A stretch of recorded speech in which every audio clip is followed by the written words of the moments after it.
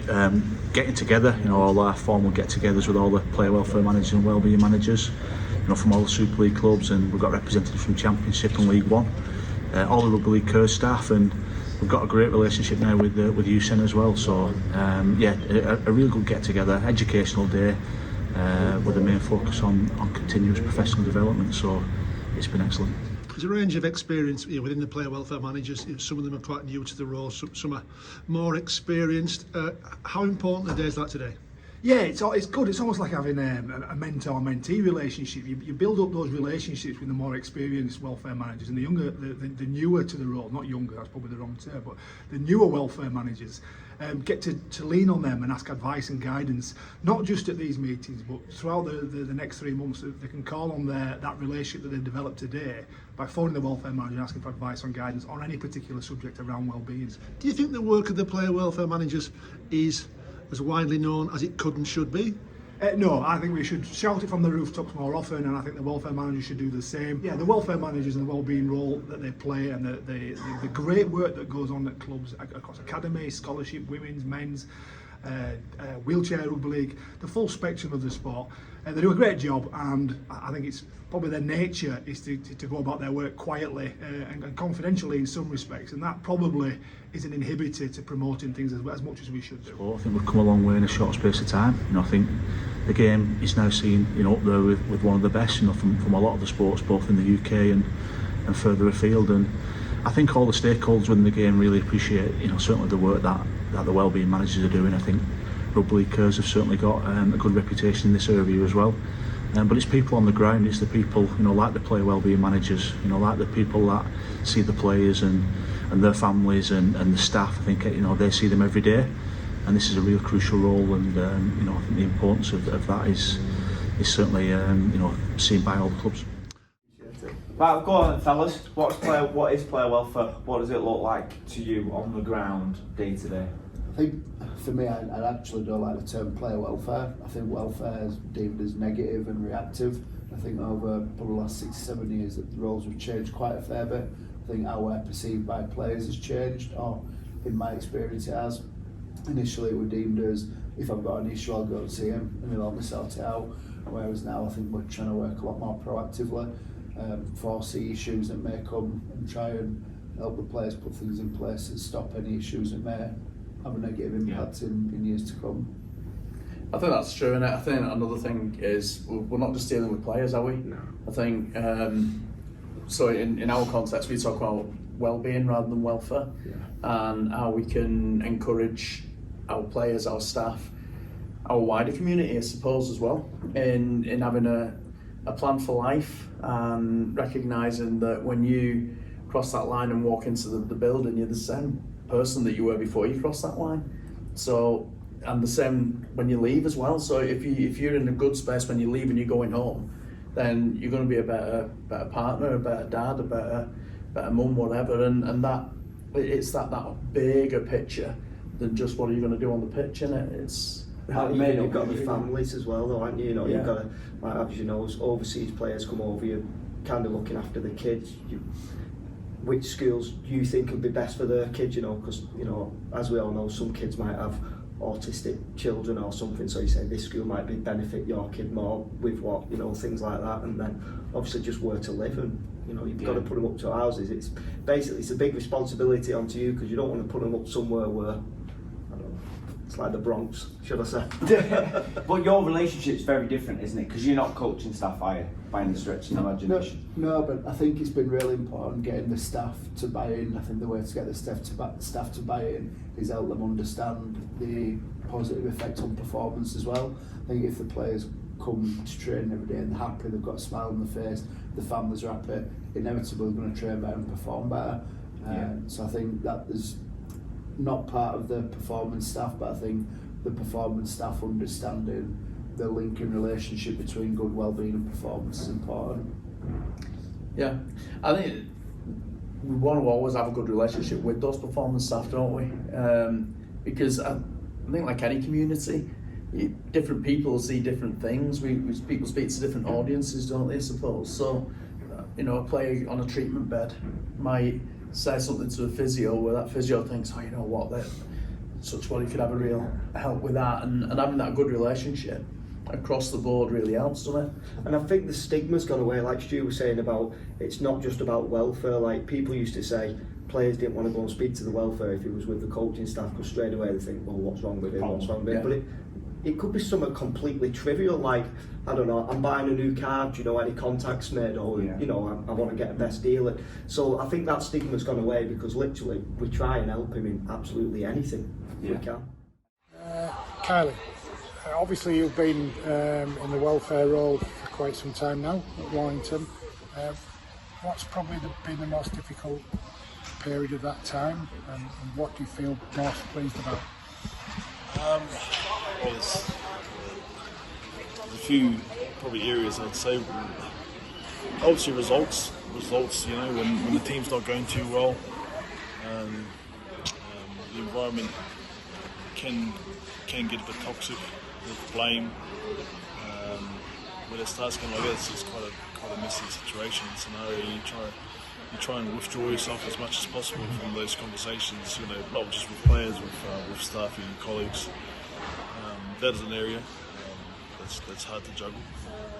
Another area of concern is obviously career engaged, motivating players to do something, to think about life outside of rugby, make them understand that they're more than just a rugby player, you know.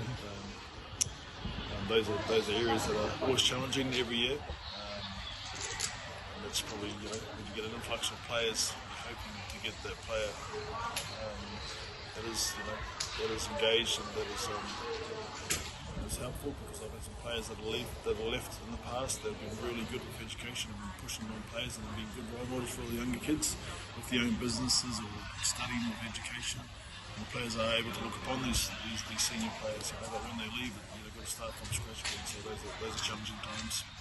So. Great stuff. How are you enjoying the new role, and what made you get into the role?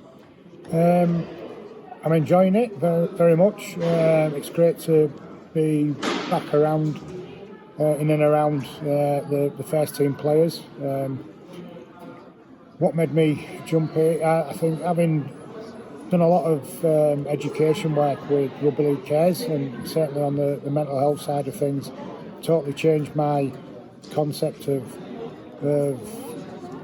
mental health and how players behave. And I think that once Fecker decided he was going to step down, I jumped at the chance of taking over, and it's something that I've really enjoyed. What can players at your club, Toulouse, expect from you as their player welfare manager? So the players can expect my support in several topics in the club. Obviously, we are talking about the mental health. I will be like a first aider.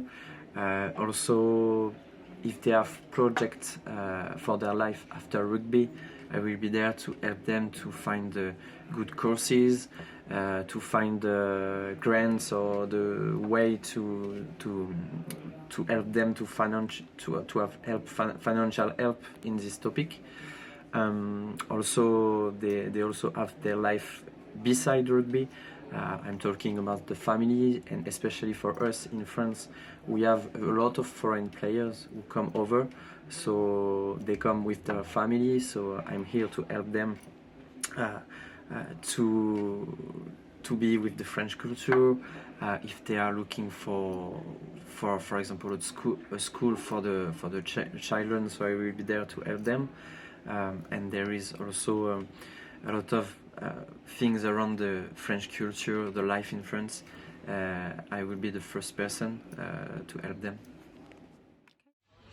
Gaining a player's trust is very important in the role, and how did you manage to go about doing that? Well, it's another difficult question than me, but you got to wear two hats, and what I've learned, you've got to wear two hats within the role.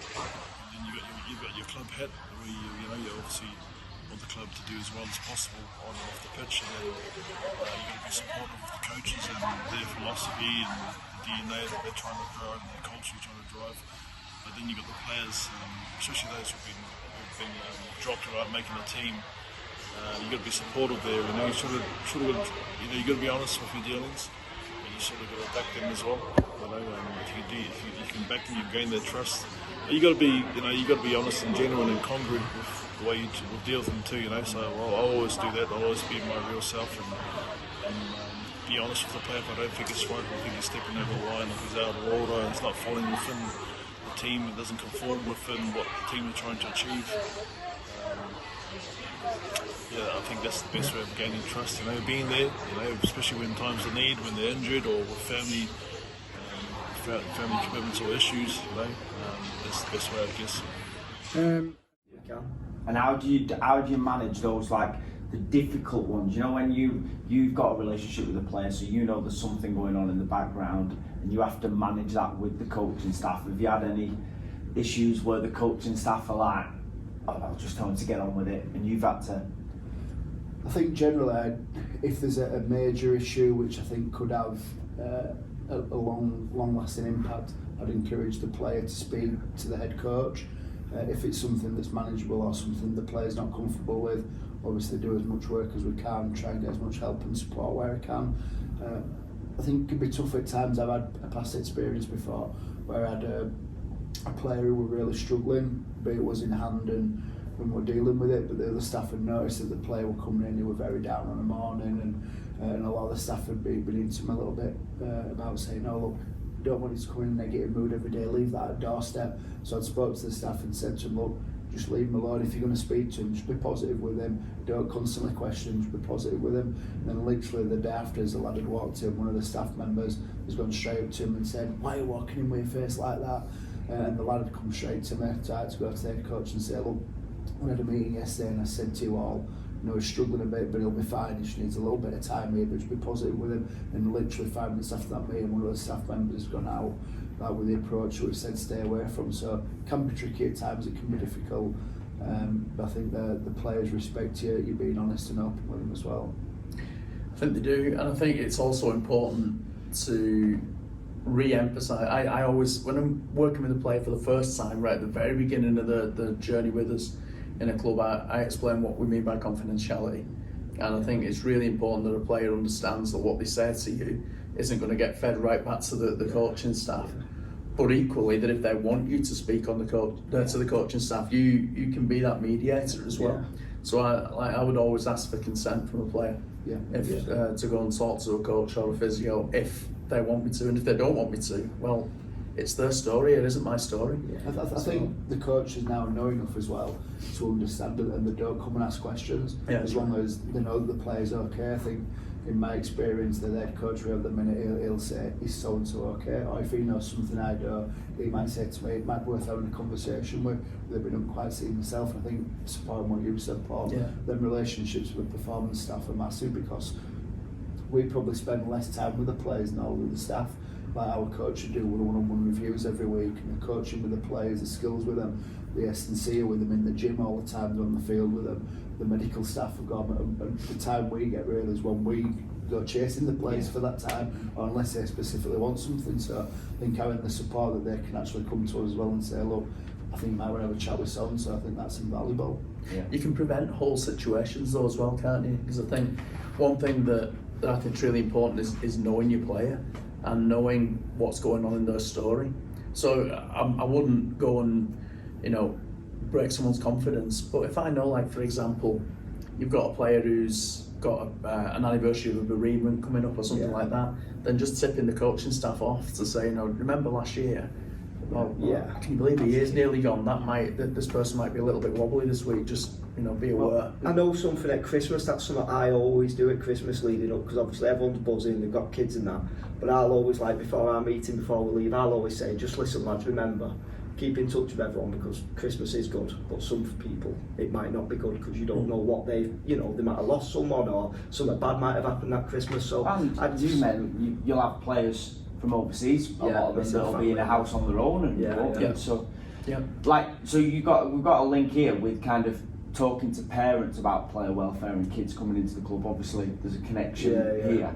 How do you feel putting a young person into a club now, how their welfare is being looked after as they're progressing as a professional? Do I need to be Don't honest name here? it, yeah. That's it. But you know, but it's part of the package now, isn't it? No, It's definitely. not just, they're not just there as a rugby player to learn how to play rugby. They're being taught other things outside. Well, I've said to Paul before, obviously my lad, he's in his second year at scholarship at Saints, and he's a complete different player to his amateur club to when he's at Saints, because when I go watching him at Saints, like, he's so happy.